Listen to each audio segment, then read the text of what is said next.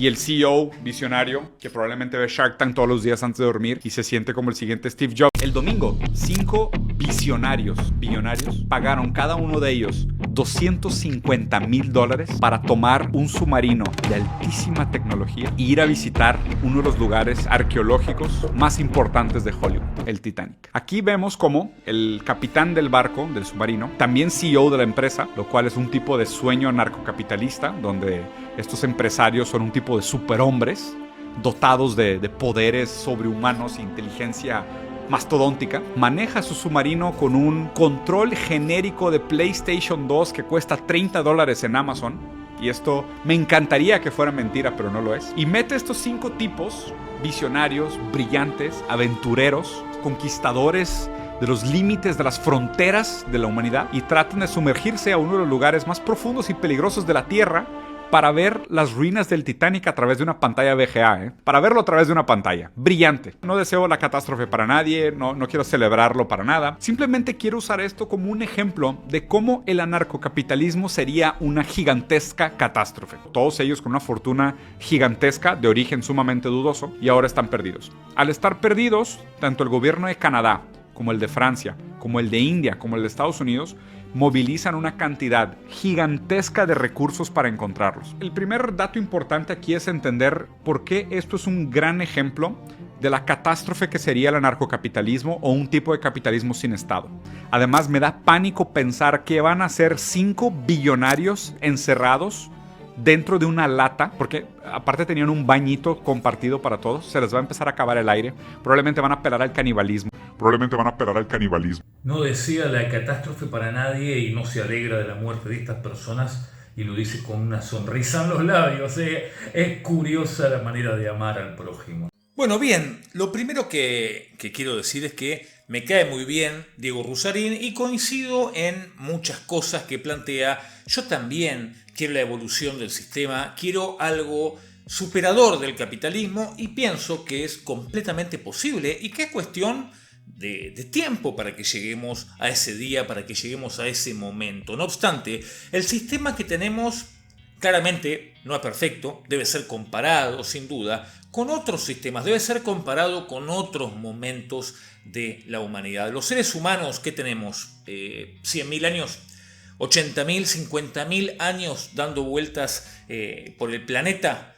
Bueno, habría que googlearlo para saberlo con exactitud, pero en fin, de los miles de años que tenemos, solo en los últimos 200, la calidad de vida de las personas creció de forma única, de forma exponencial. La condición humana natural, fue la miseria la gran parte del tiempo. Hablamos de sociedades esclavistas, ¿sí? Hablamos de expansión territorial desmedida, de servidumbre, hablamos de señoríos, hablamos de hambre, de enfermedades, ¿sí? Como modo común de desarrollarse la especie en el pasado, como modo natural de desarrollar la vida, podríamos decir, ¿sí? Pongamos, por ejemplo, este es un caso interesante, ¿sí? Dicen que la primera persona en descubrir que no hacía falta ser nómades y poder instalarse en un lugar fue una mujer que descubrió la siembra, o sea, tiró una semilla en la tierra y se dio cuenta que a partir de ahí podía darle de comer, alimentar a toda su familia, a toda su tribu.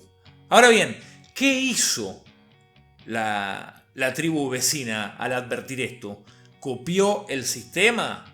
No copió el sistema. Armó unos palos largos con un pedazo de metal, armó unas lanzas gigantes y los invadieron a los que habían descubierto que podían vivir sembrando, ¿ok? Para robarle los recursos y en el peor de los casos esclavizarlos, ¿sí? Esta es un poco la naturaleza humana y también es un poco la historia humana. Hablamos de violencia, hablamos de hambre, de pobreza y de un sinfín de injusticias. Vamos que las personas morían a los 30 años y vivían en la pobreza y en la violencia de manera constante. Es a partir de la revolución industrial, con todos sus males, que los tiene claramente, que el hombre comenzó a experimentar, digamos que una mejora en su calidad de vida, podríamos decir sin precedentes. Hoy una persona de clase media vive bastante mejor que un millonario en el año 1700. Tenemos una mejor alimentación, una mejor vivienda, una mejor tecnología, una vida mucho más cómoda que la que tenía la persona más rica del 1700, del 1600, del 1800, del 1900 incluso.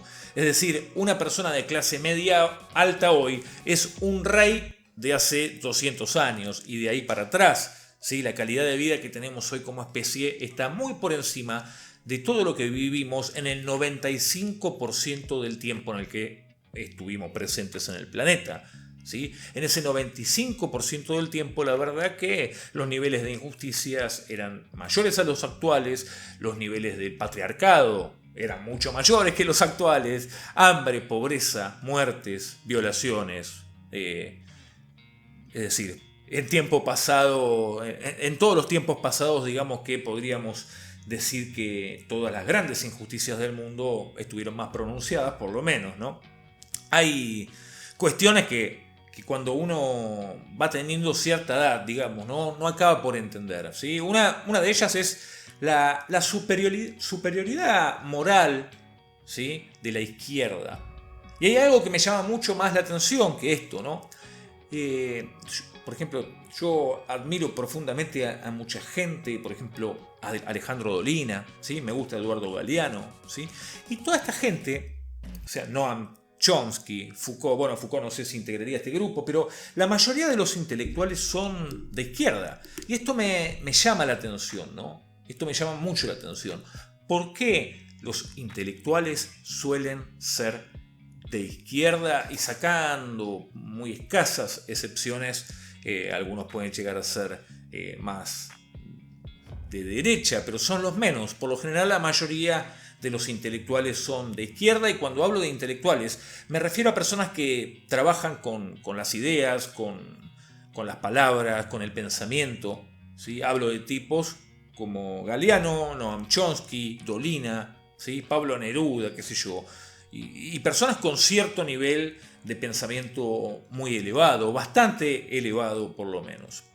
Yo tengo, digamos que personalmente, dos hipótesis en relación a esto. Yo no me considero un intelectual ni cerca, ¿sí? Pero bueno, en mi mente elaboré dos alternativas, dos hipótesis que podrían llegar a responder por qué los intelectuales suelen identificarse tan fuertemente con las ideas de izquierda, como pueden llegar a ser el comunismo o el socialismo, ¿no? La primera hipótesis que tengo es que el deseo potente de justicia y de hacer del mundo un lugar mejor, digamos, de cambiar el mundo para bien.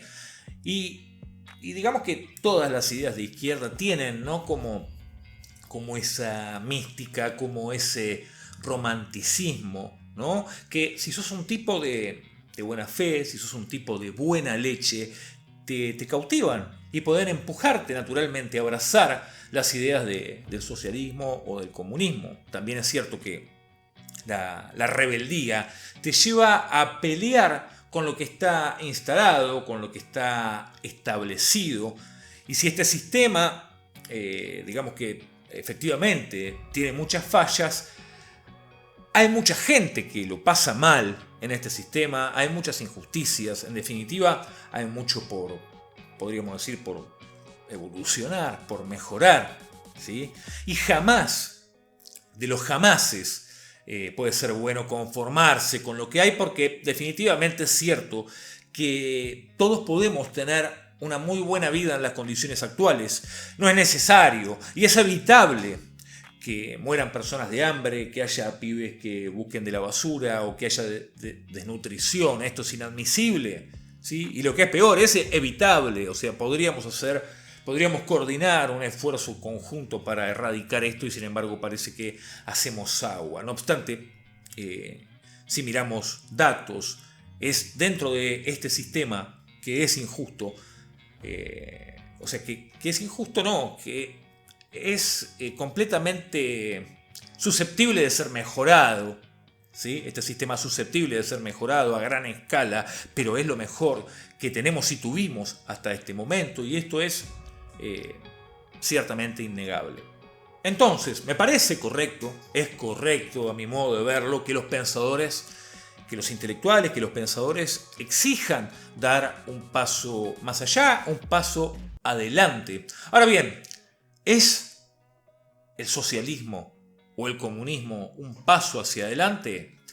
No parece ser así, ¿no? Las muestras que hubo, digamos que fueron pocas, pero fueron nefastas, ¿sí? Porque un Estado que regule todo para ser bueno y justo, digamos, que necesita ser llevado adelante por alguien omnipresente, omnipotente, ¿sí? Necesita ser llevado adelante por Dios. Y por ahora, al menos por ahora, Dios no se hizo cargo de ningún gobierno y dudo mucho que lo vaya a hacer. Más bien fueron hombres con todas sus imperfecciones, con todas sus grandes imperfecciones, que sometieron al hombre a su gusto, ¿no? A su voluntad, a lo que ellos creían que estaba bien o no, a lo que ellos creían que era el mal o era el bien, era injusto, era justo o era bello o feo, ¿no?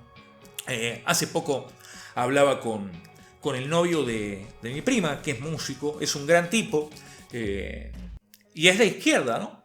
Y me dijo que bueno, que tenía el Estado el deber de regular la música, porque lo que se está escuchando hoy en día es horrible, es espantoso, y sí, tiene razón, es verdad, es horrible, es malo, pero es lo que la gente reproduce en Spotify, ¿sí? Escuchan Bad Bunny, macho, o sea, ¿qué vas a hacer? ¿Les vas a poner a Freddie Krueger, iba a decir? ¿Les vas a poner a Freddie Mercury, ¿sí? Apuntándolo con una pistola? ¿Sí? ¿Lo vas a perseguir con un AK-47 para que escuche la música que vos considerás, a tu modo de ver las cosas, digna? Yo estoy completamente de acuerdo en que el Duki al lado de Freddie Mercury no tiene ni para empezar, desde ningún punto de vista, ¿sí? Estudio, técnica, voz, ¿sí? Se vale de el autotune, letras malas, un ritmo pegadizo y la bondad del consumidor. Pero es lo que hay. Vos no podés obligar a la gente a que escuche Beethoven. O sea, no se puede. No se puede, porque en un mundo donde verdaderamente hoy es bastante más libre, ¿sí? El acceso a la información es bastante más libre que en tiempo pasado. ¿A qué me refiero? Vos hoy podés leer el libro que quieras con un par de clics. Podés profundizar en temas en extremo complejo con un par de clics. YouTube es una universidad. Y sí, tenés que tener la capacidad y la cintura quizás de filtrar la basura de la no basura, las falsas noticias de las no falsas, ¿no? Es un trabajo que hay que tomarse. Pero antes esto no tenía acceso, ni aunque te tomaras el trabajo y la voluntad de querer llevar tu investigación un poco más allá. Antes la música que te ponía Sony era esa, y los actores que te ponía Canal 13 eran esos. Hoy una persona puede, por sus propios medios, sin la necesidad de ninguna multinacional, salir adelante, como lo hizo. Salir adelante, no sé si salir adelante, pero sí poder comunicar de forma masiva quizás su manera de pensar, sus opiniones, sus ideas, ¿sí? Como es el caso de Diego Rusarín. En los años 80, para Diego Rusarín hubiera sido muy difícil poder comunicar sus ideas, hubiera sido muy difícil que una editorial acepte publicar su libro.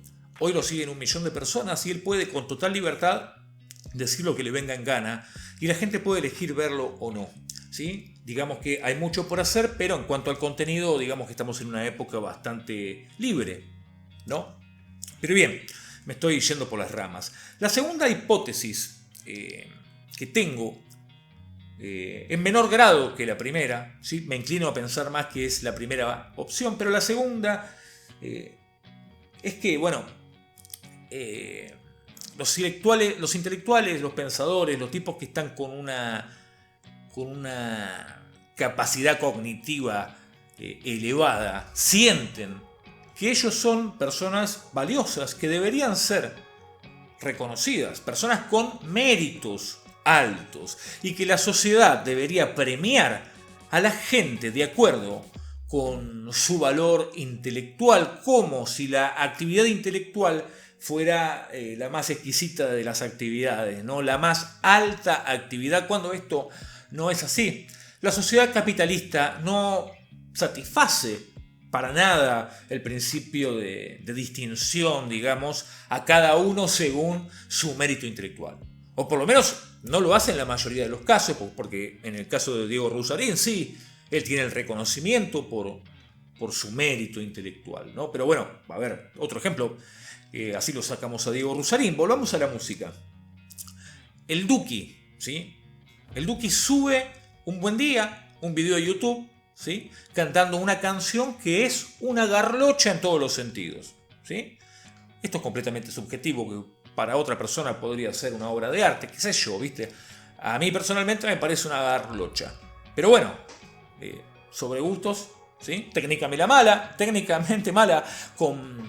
con la computadora asistiéndolo en todo el proceso, autotune, letras mediocres, etc. Esta es mi opinión. Habrá otro que está mirando esto y dice que es una genialidad y está bien, macho. ¿Qué quieres que te diga? Lo respeto. No importa. El Duki ese día subió un video al poco tiempo, una semanita después, 5 millones de reproducciones. El Duki empieza a sonar por todos lados. En el mismo momento, en exactamente el mismo momento, un músico con 15 años de conservatorio, ¿sí? Sube una pieza que hizo él de Bach, recontra compleja, impresionante, y el video no lo mira ni la familia. ¿A cuál de los dos va a llamar Sony para grabar un disco? Muy fácil la respuesta: al que la gente le da play, ¿sí? Al que la gente hace clic para ver. A ese va a llamar Sony, a ese van a llamar los organizadores de eventos que quieren hacer recitales en Madrid, en Barcelona, en Buenos Aires, ¿sí? Van a llamar a ese, no al tipo que tiene un talento gigante, ¿sí? Esto parecería ser injusto, pero no lo es. Es un orden natural de cómo se asignan, ¿sí?, las cosas. Los intelectuales, entonces, pienso que sienten, y que en este caso probablemente el músico también lo sienta de esa forma, sienten cierta bronca, cierta sensación de injusticia, cierto resentimiento con una sociedad capitalista que priva del reconocimiento y las recompensas que merecen por su superioridad intelectual, los intelectuales, o sus talentos musicales para los músicos, ¿sí? Y en el caso de los intelectuales no hablo de dinero. Me atrevería a decir que un intelectual va a poner por encima del dinero otro tipo de cuestiones, ¿sí? No sé, el tiempo debe ser mucho más valioso para un intelectual. Tener tiempo para poder pensar, para poder ensayar, para poder escribir, para poder hacer lo que le causa placer. El tiempo debe ser más importante para una persona que se dedica al mundo de las ideas. Calculo yo, esto es completamente subjetivo. Estimo que también valoran por encima del dinero la libertad, ¿no? Pero bueno, es un prejuicio. Pero bueno, nada, no se siente recompensado de ninguna manera por su alto valor en la sociedad en la que vivimos, ¿sí? No sé si esta hipótesis sea correcta, tampoco sé si es correcta la primera hipótesis, incluso podría llegar a haber una tercera hipótesis que sea un híbrido entre estas dos, ¿no? Verdaderamente puedo estar completamente equivocado, la verdad que no lo sé. Lo que sí sé, y esto es algo cierto, y basta con dar una mirada a libros y a las opiniones que ensayan, ¿no?, los intelectuales o los autores de libros, los periodistas, los profesores universitarios, ¿sí? Existe y se construye una narrativa anticapitalista y la misma parece, no digo que lo haga de forma efectiva, pero por lo menos parece esconder resentimiento más que una solidaridad y un amor inmensurable, incalculable por la especie humana, ¿no? Y bueno, Me gustaría leerlos. ¿Qué es lo que ustedes opinan acerca de las hipótesis? Y si tienen en su caso alguna otra idea para aclararme un poco la vida, porque verdaderamente es algo que me sorprende. Los tipos que más admiro por lo general, los tipos que más me sorprenden por lo general son tendientes a las ideas de izquierda, y es algo que siempre me sorprendió bastante. Bueno, los leo, déjenme un comentario, un pequeño like, si no es molestia. Nos estamos viendo en el próximo, les mando un abrazo grande.